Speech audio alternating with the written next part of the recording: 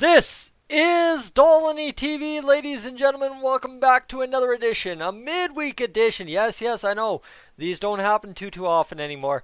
Of Edmonton Oilers discussion here on the channel. And well, you know what? Subscribers say I'm doing some homework, research, going through some old photos. I'm not exactly sure. I didn't take a great look. I just had too much of a good laugh with it. Going back to a headline from Sportsnet that was tied to a video from Tim Sid on April 8th, 2019. Now, ladies and gentlemen, why is April 8th, 2019 an important date in Oilers history? Well, when you connect it to Tim Sid, that would be the first edition of Tim Sid on Sportsnet after the Connor McDavid injury to end the 2018-2019 season.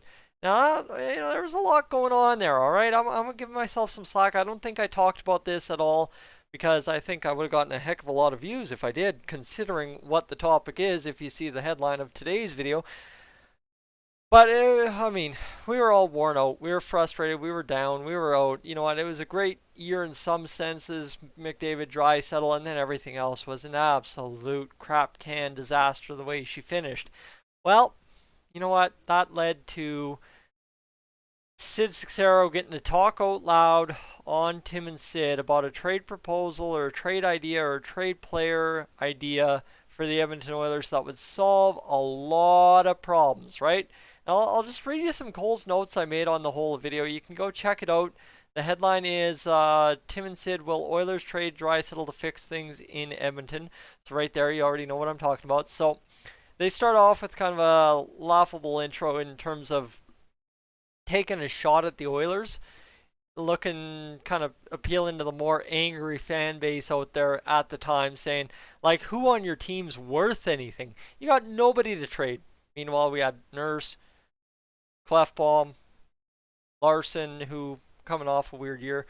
You had Nuge still, like, no mention of any of those guys. There's straight up nobody's worth anything, so that's not going to do you much good. Only way to get anything better is either get better within, and that's where this gets really fun, is because we have the Hindsight 2020 on this, and we get a lot of fun looking at this, or trade. No, like they said, absolutely straight up, you can't sign any big free agents, you can't do anything. But right there in the first intro part of this is where this whole thing derails a whole year and a bit later, is simply put, we didn't sign any big name free agents. And that was the key. You couldn't. You absolutely couldn't. You couldn't do much.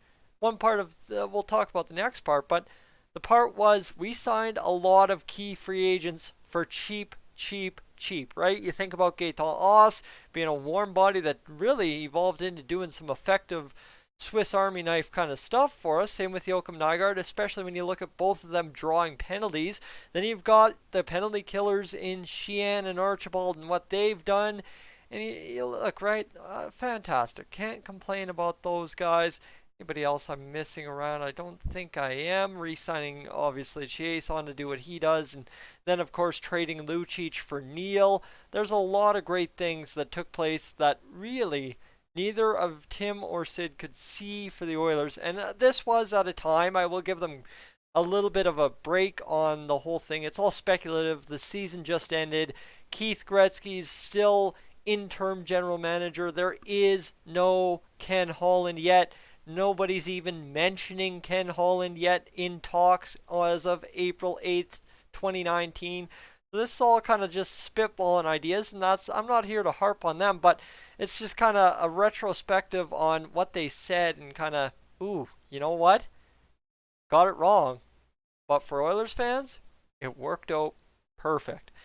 So then they go on to give a big rant, both of them back and forth, about how much the Oilers sucked at drafting for years, and then a lot of love for Keith Gretzky and what he's done outside of the name, right? Obviously being Wayne's brother.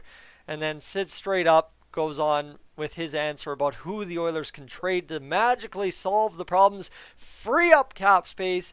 Well, magically solve the problems. Draisaitl. His value is going any higher? Probably not. That's kind of what they're saying. Is probably not going to go any higher.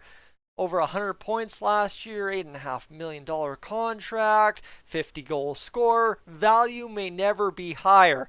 And this is where if you sit back, and I think this is exactly why subscriber Sam sent me the video or the screenshot of the headline today, is because I'll read you what he sent me um, in the caption of what he said. Bet Sportsnet feels silly posting that. And I mean, right there. So you've got Sid going on a little bit. Oh man, I've got a spitball idea here that's going to solve it. And then, well, Leon Draisaitl, as we all knew, really fueled by last year, went crazy in the off-season training and comes in to camp and just starts. I mean, guys, we haven't witnessed any player outside of McDavid in a lot of years light it up the way Leon Draisaitl lit it up so far this year. And you know what? You thought his value couldn't get any higher. That's what Sid was getting to. That's what Tim McAuliffe was getting in on a little bit too. Well, ladies and gentlemen, that value is probably tenfold now. I think at the end of last year, a lot of people would have questioned, especially with the Leon Draisaitl laziness on defense, which we still see to a degree. I've kind of changed my angle that it's a little bit more predictive play than laziness, but still, you get burnt more often than not. It looks lazy. Well, you know what? A little bit of the conversation, I'd say, has switched, and I did a video at the start of the year where I talked how important Leon Draisaitl would be to leading the group, right? Obviously, all the pressure's on Connor, but it's not just Edmonton pressure. It's NHL pressure. It's hockey world pressure. There is pretty much, at this point, as Sidney Crosby's getting into his mid-30s, no bigger name in the NHL than Connor McDavid, all right? That's straight up. You know what? You can argue about best player, but there is no bigger name than Connor McDavid. And you sit there and you talk about that. All right, well, you know what? That puts all the pressure on Connor to be the solution, the end-all, be-all. And then you've got Draisaitl, who's come in, had a great year last year. Coming into this year, he's got to own up and take a lot more of this team for himself. And that's exactly what he did. So right in that of itself is extra added value. Leadership qualities, 10 out of 10. You think about going to work, right? If you have leadership qualities, you're more likely to be in a management position than Buddy that just sits at his desk and draws on the computer all day, right? That's straight up. But, right? It's just, that's added value on top of added value in the point production, goal scoring, everything he's done all year, plus the defensive kind of situation that he more resolved. Didn't clean up or totally change. He just got a lot better, a lot more situated, I guess you could say. Leon Draisaitl definitely solved a lot of the problems we had griping with him last year in 18-19 going into 19-20. The real only thing I think I have an issue with now is the long shifts in overtime. I'll give everything else because he's going to outscore any of the mistakes he makes in regulation. But man, in overtime, man, he can't outscore a game winner. That's it, right? But so that's your part there on Draisaitl's value never going higher. And then basically Tim goes on to talk about how you can't snap your fingers and change everything if you're the GM of the Edmonton Oilers coming into the new job. Well, Ken Holland, ladies and gentlemen, absolutely did snap his fingers and change everything, right? He just piece, plug.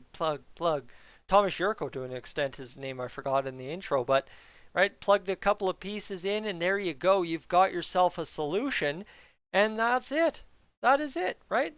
We solved it. But the problem is, I think Tim and Sid actually nailed something on the head with this whole kind of bit back and forth about the Oilers on April 8th after the season had ended, is that the fan base was sour about everything, right? And I mean, if you've been on Dolynny TV long enough to know everything back from November 2018, you'd kind of see how I've evolved over time. You'd see how people in the comments have evolved over time, and you'd see how things have changed from April 6th, 2019 to where we sit now, all hungry. And I mean, ladies and gentlemen, I'm sorry, I hear it 2 to 3 times a week out of Oilers fans I know down here in southern Alberta, and it's not just us being lunatics, that we had a good shot at the cup given everything that had gone on this year if we continued to do exactly what we've done, play with heart, hustle, and just work ourselves into a position to win. That's key, and that's all our frustration was with last year, is in 18-19 we did not heart and hustle enough to win. And that's what this team was built on this year. Top to bottom, everyone heart and hustled. And my goodness, look at the results. It was beautiful. And then they just finished it up by going on to bash the sorrows of Edmonton in the fact that it could be 13 out of 14 years we missed the playoffs. At least, if playoffs are canceled, everybody missed. Put the asterisk there. Doesn't count. Let's move on. But right now, let's go. You know what? All in all, a good little fun to revisit. And I think this wasn't so much revisiting their talk as revisiting where we were, where I was, where we all were, with the frustration kind of not knowing what came next. But my goodness, end of the day, everything we've talked about in this video, Lucic, Neal, maybe throw that in there too. Everything worked out just fine. Absolutely, almost perfect. Minus a pandemic. I'm Tyson. This is Dolynny TV. Guys, thank you so much for tuning in. I will catch you in the next one.